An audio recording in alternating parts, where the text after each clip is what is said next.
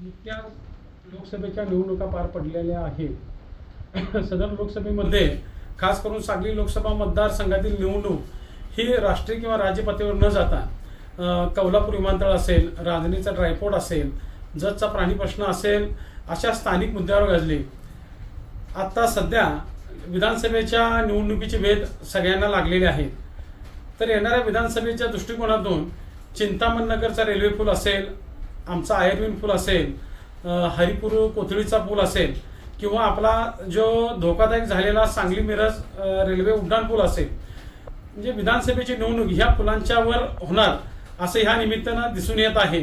कारण काल आम्ही नागरिकांनी केलेलं आंदोलन असेल, आज भाजपच्या कार्यकर्त्यांनी तिथे जाऊन पाहणी करून सदर पुलाचा कॉन्ट्रॅक्टर हा काँग्रेसच्या इच्छुक उमेदवारांचे नातेवाईक आहेत असा आरोप केलाय। ते कोण आहेत हे आतापर्यंत पण सांगत नाही आहे।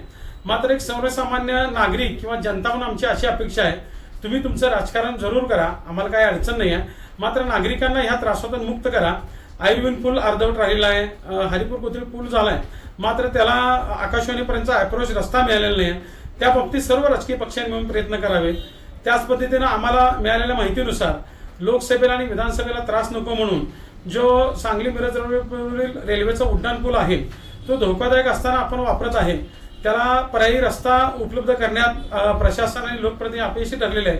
ह्या सर्व बाबीकडे आम्ही लक्ष वेधू इच्छितो आहे।